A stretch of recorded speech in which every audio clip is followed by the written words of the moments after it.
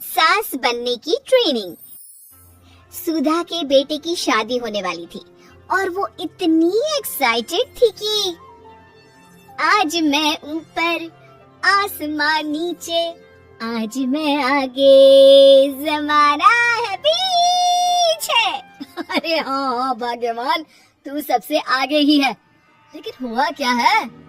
सास बनने वाली हूँ मैं। अरे घर में एक नया सदस्य आ जाएगा, कितना अच्छा लगेगा ना। आप और राहुल तो ऑफिस चले जाते थे और मैं पागल की तरह घर में अकेली।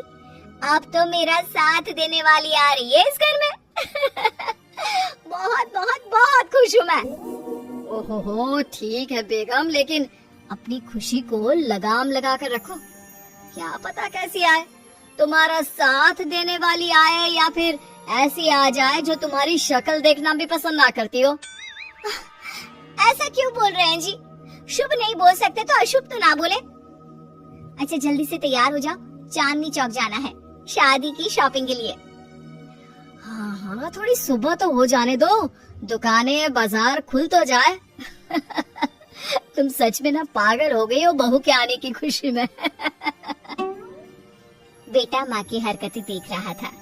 वो सारी बात फोन पर अपनी होने वाली बीवी राशि को बताता है। फिर पता है क्या हुआ? माँ ना सुबह 6 बजे ही पापा को चांदनी चौक जाने को कहने लगी। दूसरी तरफ राशि कहती है, अरे वाह, ये तो बहुत अच्छी बात है ना। सास इतना सोचने वाली मिल रही है, और क्या चाहिए। मैंने भी सोचा है मम्मी जी के साथ बहुत प्यार से रहूंगी, उनका ख्याल रखूंगी और प्यार करूंगी। राहुल भी खुश था। लेकिन बाजार में सुधा जी और उनके पति को एक अजीब सी दुकान दिखती है जिसके बाहर लिखा होता है, हमारे यहाँ सास बनने की ट्रेनिंग दी जाती है। ये देखिए जरा, लग रहा है आजकल के लोगों को कोई काम नहीं है। अरे सास बनने की भी ट्रेनिंग होती है क्या? दुकान के सामने एक पिंजरा था, उसमें एक तोता बंद था। सुधा की बात सुनकर तोता बोल पड़ता है, अरे नादान औरत, अगर सास सही तो पूरा घर सही रहता है, परिवार बंधा रहता है और आने वाली जनरेशन संस्कारी होती है। लेकिन तू क्या समझेगी? जा जा आगे जा। ओए, तोते बड़ा बोल रहा है, क्यों आगे जाओ? मैं नहीं जा रही। देखा देखा, तेरे जैसी औरत को तो सास बनने की ट्रेनिंग लेनी ही चाहिए। निकाल 1000 रुपए और जान दर, नहीं तो पूरी जिंदगी रोती रहेगी। सुधा को तोते की बात में दम लगता है। ए जी, निकालो ना जरा 1000 रुपए। अरे पागल हो क्या? जानवर की बात में आ रही हो? किस पागल आदमी की सुन रही हो, जिसे ये भी नहीं पता कि तोता जानवर नहीं पक्षी होता है। चलो निकालो 1000 रुपया और अंदर जाकर सास के रूप में जीवन को सफल कर लो। हाँ जी, बात तो ये सही बोल रहा है। कहाँ मैं आपकी बात में आ रही हूँ? मैं तो अंदर जा रही हूँ, 1000 रुपए दीजिए। पति क्या करता, बीवी की आज्ञा सर आंखों पर। लेकिन जैसे ही सुधा अंदर जाती है, सामने कई औरतें पहले से ही बैठी होती हैं। मेरी पहली बहू के वक्त मैंने इतना नहीं सोचा था, और आज वो मेरे सर पर चढ़कर नाचती है। गुरुजी, कोई उपाय बताए। तभी गुरु की नजर सुधा पर पड़ती है और वो आंखें बंद कर लेता है। तू पहले भी मेरी दुकान के सामने से होकर गई थी ना, तब क्यों नहीं आई? औरत जो कि गुरु के साथ मिली हुई थी। महाराज, तब पता नहीं था कि सच में सास बनने की भी ट्रेनिंग लेनी होती है। लगा था घर में कोई सदस्य आ रहा है जो सारा दिन मेरे साथ रहेगी, लेकिन ऐसा तो कुछ भी नहीं हुआ गुरुजी। चल फिर पैकेज लेकर 20,000 वाला कल से आ जाना। जी महाराज, गुरुजी की जय हो। वो औरत भी सुधा को देखती है और कहती है, सही जगह आई हो बहन। 10-20 हजार का मुंह नहीं देखना भाई, बस घर बस जाए तो सोचो गंगा नहा ली। बहुत कमा लेंगे अगर परिवार एक रहा, नहीं तो बुढ़ापा वृद्धाश्रम में बिताओ। सुधा डर जाती है। वो गुरु के पास जाती है और उन्हें पैसे देती है। देखो, एक मंत्र गांठ बांध लो कि कभी भी बहू को बेटी ना समझना। जितना दबा कर पहले दिन से रखोगी, धीरे धीरे प्यार दोगी तो मान रखेगी, नहीं तो। ना जी ना गुरुजी, समझ गई। अरे भला हो भगवान का जो आपसे मिला दिया, नहीं तो मैं। हाँ, आगे बढ़ते जाए, पीछे और भी लोग हैं, सबको मौका दे। सुधा घर आ जाती है।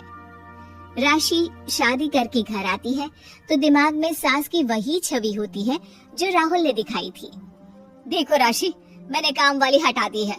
वो क्या है ना, 2000 महीने लेती थी, यानी कि 24,000 साल का, और 5 साल में उसे जोड़ो तो 1,20,000 रुपए।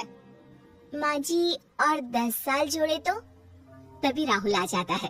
अरे बस इतना मत जोड़ो, फिलहाल भूख लगी है, कुछ खाने को दो। अरे पर बर्तन तो गंदे हैं ना, काम वाली तो आई नहीं, फिर बर्तन कौन धोएगा? अरे कौन धोएगा मतलब? तू धोएगी? मैं? ठीक है, मैं धो लेती हूँ, धो कर देती हूँ, आप खाना बना ले। अरे खाना भी तू ही बनाएगी। ये क्या बात होती है माँ, क्या हो गया तुझे? कल तक तो कुछ और ही बोल रही थी। लेकिन सुधा का व्यवहार सुधरने का नाम ही नहीं ले रहा था। बहू और बेटा ससुर से बात करते हैं। पिताजी, क्या हो गया है माँ जी को? वो क्यों ऐसे व्यवहार कर रही है जैसे मैं कोई नौकरानी हूँ?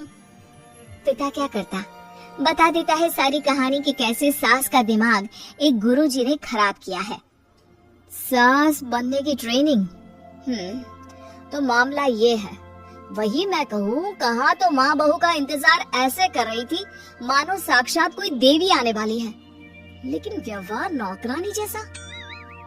देखिए माँ बुरी नहीं है, बस किसी ने उनका दिमाग खराब कर दिया है। तो ऐसे में मेरे पास एक आइडिया है।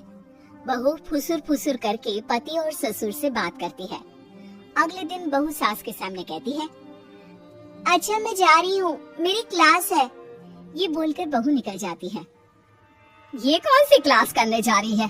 पढ़ाई तो खत्म हो गई थी इसकी। अरे माँ, दरअसल वो ये सोच कर आई थी कि तुम माँ जैसी होगी, लेकिन यहाँ तुम तो तुर्रम खां बन गई हो। तो वो किसी बहू बनने की ट्रेनिंग वाली क्लास में गई है। ये बोलकर बेटा बाप की ओर देखता है और आंख मार देता है। हाँ, वो तो तुम्हारी माँ ने भी सास बनने की ट्रेनिंग ली है बेटा।